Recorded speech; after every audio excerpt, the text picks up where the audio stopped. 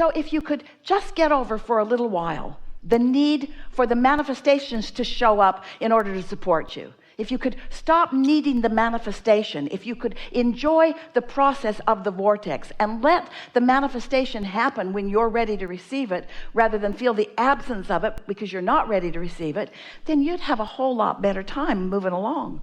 Also, there's another piece that's so important to stick in right here and now. You're not ever going to get it done. Every moment of every life experience is full of things that are going to make you put more in the vortex. So this life-producing, energetic, swirling, source energy clump of consciousness is always expanding and flowing to you, and you are the manifestationalness of it. It's like seeds in the ground that are going to become this magnificent tree, whether the tree wants it or not. This is in the process of becoming. Are you following? And since this is in the process of becoming, and now you acknowledge that it is, maybe you'll not look so much where it isn't and start looking as it is in the process of becoming.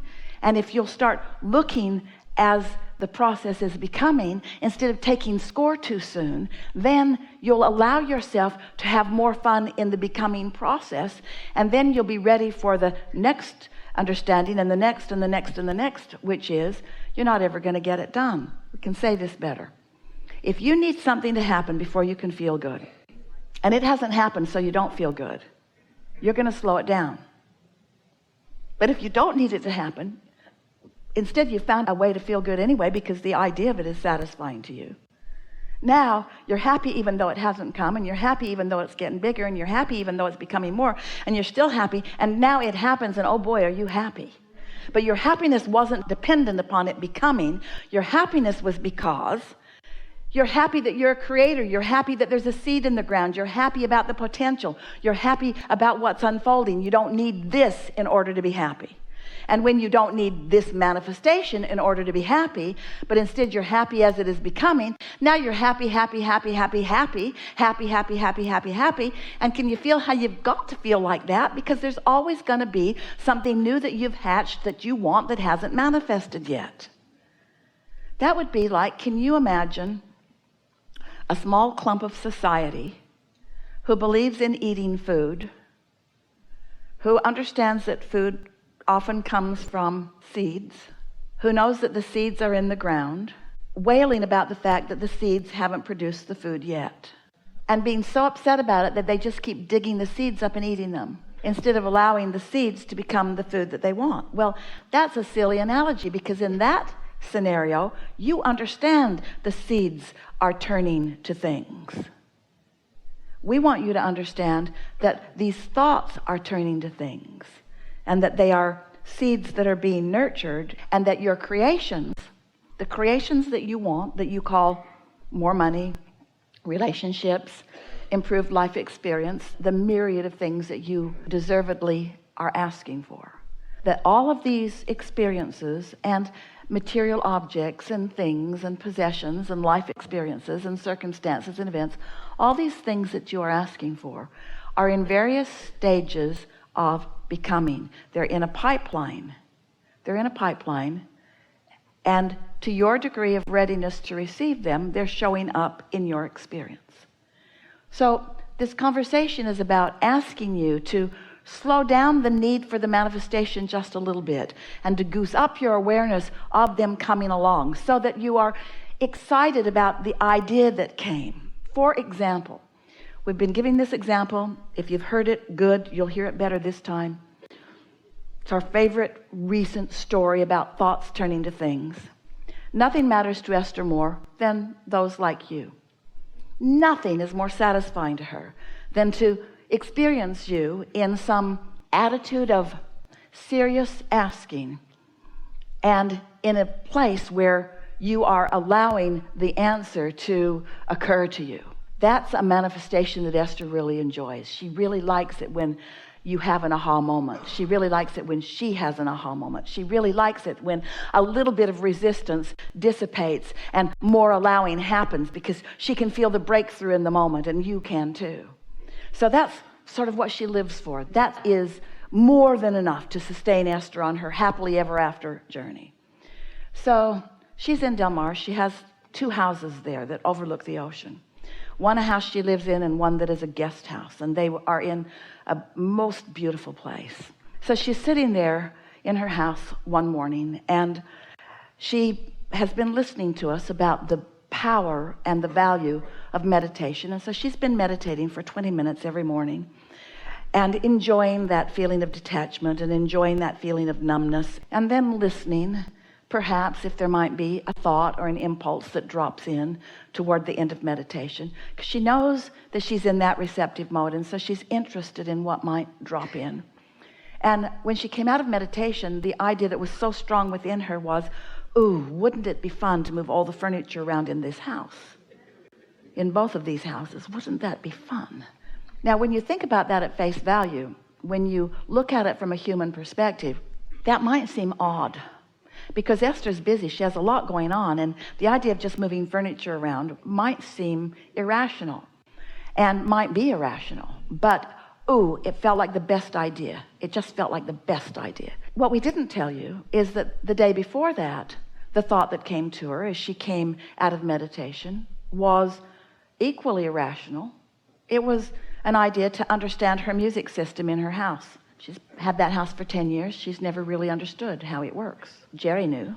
There are speakers in every room, in every courtyard, out in the gardens, in the driveway. She just started pushing buttons, and all of a sudden, she started realizing that she had control of the music system. Who knew? Who knew how simple that could be?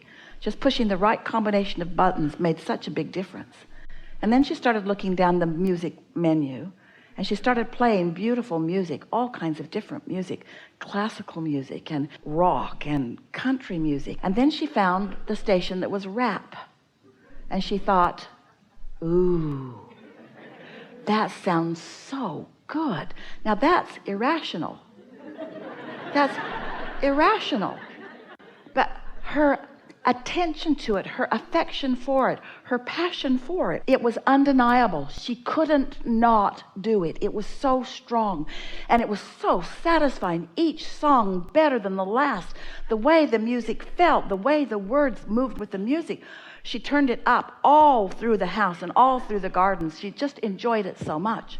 And then she went on with her day, didn't think about it again.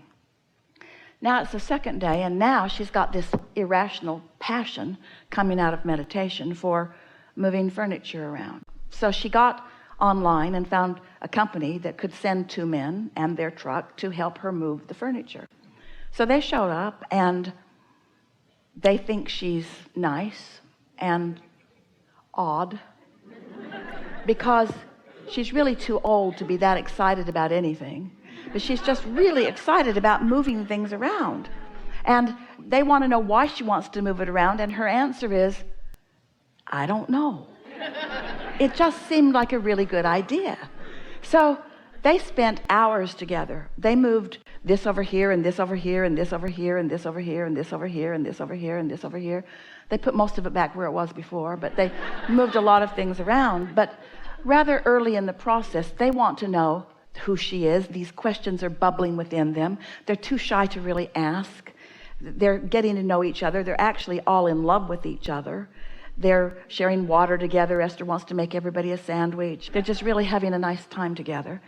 And then Esther's talking about this beautiful day, and one of them then says, it is beautiful here, but I'm leaving.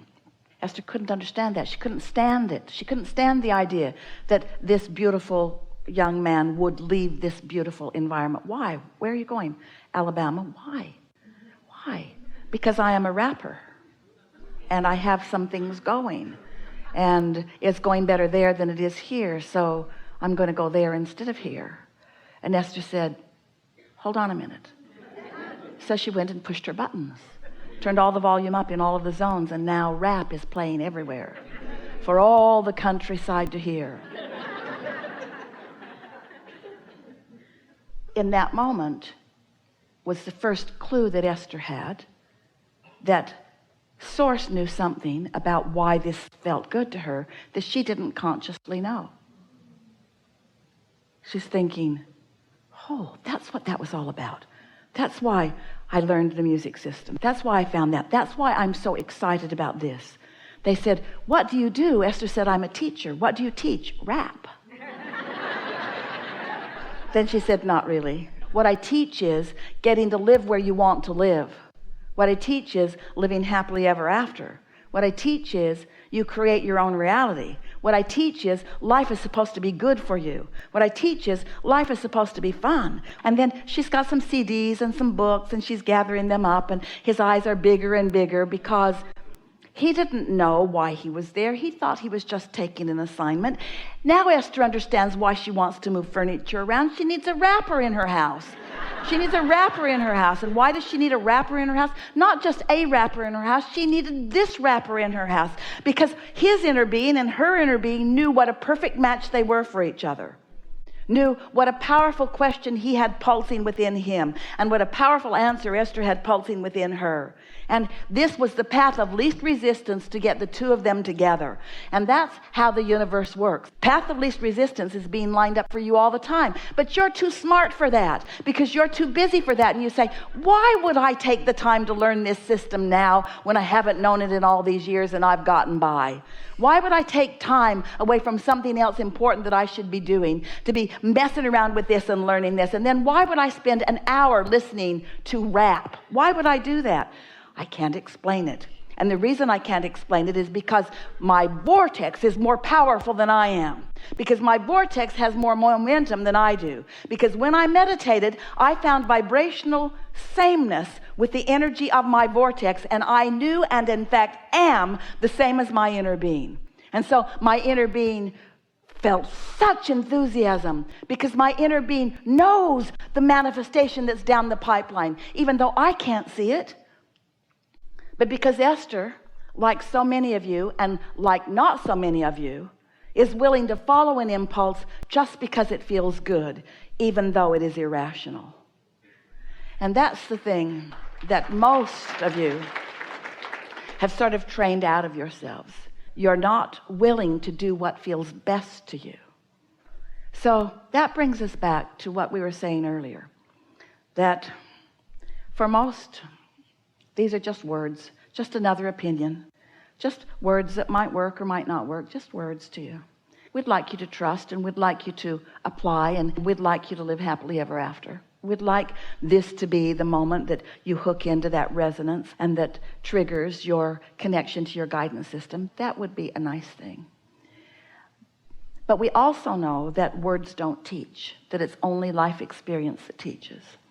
And that until you've had the experience of knowing for sure that you were resistant free, because you'd meditated and quieted your mind and your mind was clear, and you're swooning, you can feel it, you have no thoughts in your mind, you're not worried about bills, you're not mad at that person you work with, you're not worried about this or that. Your mind is clear, and in that absence of resistance, your vibration has risen. And you're in sync with that pure positive energy within you, and then something occurs to you, and you're not criticizing it, you're not judging it, you're not measuring it with other things, you're not asking someone else what they think. That's what would happen in many experiences. Many people would say, oh, I feel like moving the furniture around. And most people who live with you would say, what? Esther was fortunate. She was there all alone. Nobody was the boss of her, and nobody had an opinion. And almost everybody she knows or has ever known would have said, it looks perfect the way that it is. Why would you move it around? Didn't you buy every piece precisely to go where it's sitting? Didn't you measure everything before you put it there? Isn't this the most beautiful space you have ever seen? Why would you monkey with perfection? That's what most rational minds would do. Most of you don't allow yourself the new great idea that your inner being is offering, because your inner being knows where you are in relationship to everything you want and what the path of least resistance is to get you there, you see.